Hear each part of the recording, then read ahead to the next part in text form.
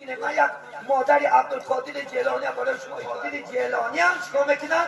یک دوست اومده قدیش هم صحبت میشه میگه که کی دار دوست میترسد اینه لباساش میگه میدروند راهبر دوستا میگه اینا میگه که این بچه یک قول مادر شد نصیحت شد برای دروغگو نشیدنش اینقدر تحصیل است او چرا من ای ربی عالم دنیا یک خانه خدا خواهد امانه شدنро فراموش نکنید. من یک مادری عبدالقادر جیلانی برای شما حکایت می‌کنم. هم برای مادر تربیت کرده است. چون که مادر این زمین است. همین عبدالقادر جیلانی یکی از عالمان خداخواه برجسته اسلام است. از مکه میگه بین بغداد برای علم حاصل کردن حرکت میکنه. خوردک بود اون قدر کلان نبود. بعد مادرش میگه 40 یعنی درهم در دستش میتید. میگه بچه جان فقط یک نصیحتت میکنم که هرگز گپی دروغ نزن. هرگز. فقط راستی را اختیار کن. فقط گپی راست. خوب گفت مادر. وقتی که با این دوستان کاروان پیش میدارن مالاش نکشیدن میگیرن عبدالقادر جیلانی هم چیکار میکنن؟ یک دوست اومده قدیش هم صحبت میشه میگه که کی داری در چونتکت؟ میگه 40 تنگه پول دارم. بعد میگه تو شوخی میکنی میگه حاضر داری میگه وقتی که ما میگه دیگران رو میپرسم هیچی نداره میگه تو گفته خود 40 تنگه دارم.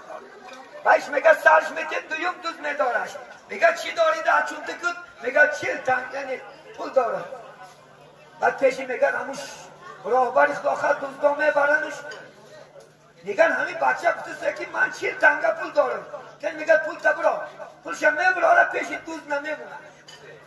دوست حیران نشه میگه با همه قدر آدم ها را میتبه معامله میکنن یکان تاش بکله نمیگیرن. ما شما مباد اگر شهری روسا پول بیاره مباد رنده یک ملیسه پلیسه پرسه هیچ یک نداریم میگه هیچی نه پوستا همه جا این دروغ بوده است راشه گفته است. بعد دوست است راهبرش میپرسید است که این گپی راست زدن از کجا یاد گرفتی؟ گفته است که من مادرم دایم نصیحت کرده که فقط چی گفت راست گفت. حالانکه دوست میترسد اینه لباساش میگه میدروند راهبر دوستا میگه اینا میگه که این بچه یک قول مادر شد نصیحت شد برای دروغگو نشیدنش اینقدر تحصیل است او چرا من ای ربی عالم دنیا نترسم اینقدر مال مردم را غارت کردم این کودکک از ترس خاطری مادرش گپی دروغ نزده همون داد پیش جب بچه میگه توبه کرد تمام مال همون مردم را گردونده داد میگه وقتی که راهبر که توبه که کرد میگه در اونجا 100 تا بود 200 تا دوست بود همش اومده میگه توبه کردن و تو فعلی یک راست گفتنی عبدالقادر جیلانی دید دیگه تو همیشه راستی را اختیار کنی.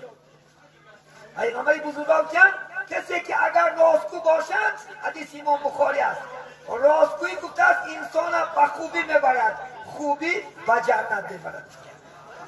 کسی که دروغگویی اختیار کند گفته دروغ گفتن گناه است گناه انسان به دوزخ میبرد. حدیث متفق علیه. حدیث در متفق علیه دروغگویی انسان چیکار میکنه است انشاءالله خدا بینیم به دوزخ میبرد. همین خدا ما شما همین کودکان ما از خوردش چیکار کنیم این راست گفتن و از خوردش تربیت خدا آموزونیم. پیغمبر بزرگوار یک خانه خدا خواهد امثالین مهمان شدن. بینید رسول الله صلی الله علیه و سلم مهمان شدن وقتی که شدگی بودن که مادر کودک بچه اینجا بیا یک چیز نتیم بود. بینید ما میگم که مباد اگر کوچه میبومشیم بچه مو دایده بیا میگم که بچه جان واسه من یک قندت میارم واسه کوکروزت میارم مراجدن میارم نباری الکذاب دروغچی نیست نباری دروغچی. بینید رسول الله که گفتن مادر در دست چیه گفتن یک دانه خرماه اگر خرما نباشه گفتن تو دروغچی هستی. اگر بچه دیده بیا پیش تو توصیهش کنی که هیچی نباشه تو دروغچی هستی. بینید تا چه اندازه خداوند پیغمبر اسلام چیکار میکردن زنها رو صحابه رو نصیحت میکردن. امام بخاری رحمت الله علیه خدا خواهد یکی از خدا خواهد شاه محدث ها هستن. همین حضرت برای جمع کردن حدیث ها چندین مملکت ها سفر کرده هستن. یکی افغانستان رفتن و ها کذا دیگر کجایی که گفتن که همین یک عالم حدیث گوی برای حدیث های صحیح جمع کردن رفته باید صحبت کردن حدیث جمع کردن. یک جا گفتن که همین فلان قشلاق یک عالم از حدیث گوی برفتن میگن. وقتی که رفته از دور مشاهده کردن که همون بیچاره را اسبش گرفته. اسبش برای کپیدنش تاکش در دستش در تاکش چیده. اما اسب برای کپیدن فن دارد. رفته دیدن که در تاکش گفتن اسبی مخلوقی خدا کنند. از این حدیث که میگوید الحمد چند کیلومتر گشته بود. این مخلوق یک عادی ترین ضعیف و فن دارد. این حدیث ببرد. این تا چه اندازه بزرگان اسلام آدم ها را چکار میکردن؟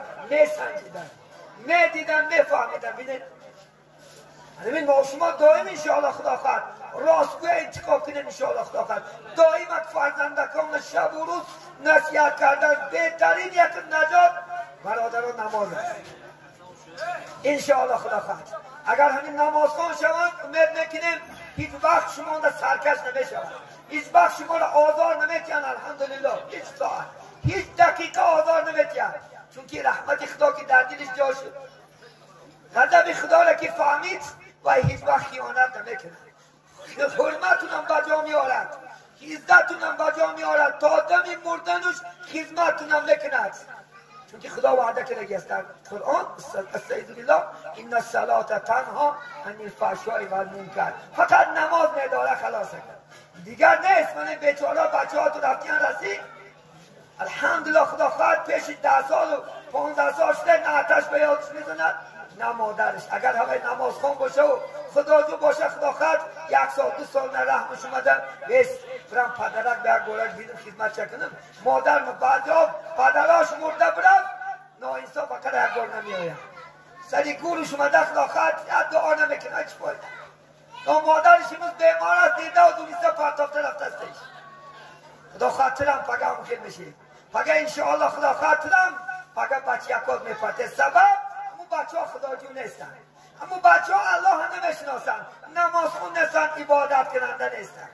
اگر میبود نه زنش خور میکرد، نه بچهش خور میکرد، نه پدرش نه مادرش خور میکرد. شب و روز رسول گفتن شما 2 جنت دارید. بعضی ها گفتن 1 جنت دارد، بعضی ها گفتن 2 جنت دارد. صحابه گفتن که 1 جنت و 2 جنت چیز؟ کسی گفتن عطا آفا هر دوش هست 2 تا جنت دارد. کسی که 1 تاش هست 1 جنت دارد. همین پدر مادر جنت شما هست. اگر راضی شو کنین خدمتشون بجا بیارن انشاءالله خدا خواهد البته خدا خواهد چی میشه؟ پگه وارد جنت میشه. پیغمبر بزرگوار محمد صلی الله علیه وسلم در شکم مادر 6 ماه پدرشون مردگن. مادرشون در 6 سالگی مردن. یک صحابه عبدالله ابن عمر را دیده گیریشون دیدن که فریاد کردن عبدالله ابن عمر را دیر اومد. آنچه دیر اومد گفتن عبدالله جان برای چی؟ من دعوت کردم دیر اومدی. من گفتن دور اومدم همین مادر و پاشککاش در صندوق دیل مونده بریشکام تازهش کردم. رسول الله گریه کردیم. صحابه بزن که برای چی پیغمبر گریه میکنه؟ کاش که مادرم زنده میبودو انا بریشکا و پاشککاش بریشکام تازه میکردم. پیغمبر مادرش شنیدم گیرش گم زد و جد. امروز ما مادر زنده است خردش نمیرسه. امروز پدر زنده است خردش نمیرسه. میگه برو از به پدر قدری پدر پرس، برو از به مادر قدری مادر پرس. بزرگان تمام اسلام و تو فایل خدمت پدر و مادر در دنیا مشهور شدن، در دنیا اولیاء شدن، در دنیا به الله سبحانه و تعالی نزدیک شدن. چون پیغمبر میگه الجنت تحت اقدام الامهات، جنت زیر پای پدر و مادران عیاد نبراد. جنت شما همینه، دوزخ تو هم همینه. اگر ناحرمتش کردی خدمتش بجان نآوردی البته آب میشه. پیغمبر سلام میگه یانباش بود، اینکه کجا دیگه بود.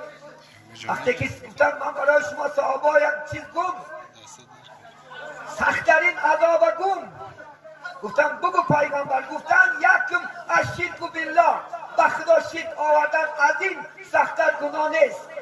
دویم گفتن بل عاق الوالدین، دویم گفتن با پدر و مادر عاق شدن. میگن رسول الله کجا بود؟ میگن کست شیش. دویم گفت میگه که شهادت بر دروغ دادن. این که با تکرار میکن میگه صحابه گفتن کاش که محمد خاموش میشید. عاق والدین الله نمیگذارد برادران. یاد نبراریم انشاءالله خدا خواهد برمین در این دنیا خدا خواهد نماز خوانی با اگر این کارا را نکنی الله نماز هم قبول نمیکنه. نماز با توفای پدر با توفای دعای مادر انشاءالله خدا خواهد قبول میشد. حتی که موسی بعد این مادرش وفات کردن بعد الله گفتادش موسی اکن خودت احتیاط که دعا بود برفت تا وقت مادر زنده بود در حق دعا میکرد من از هر گونه آفت و بلا نگرد نداشتم.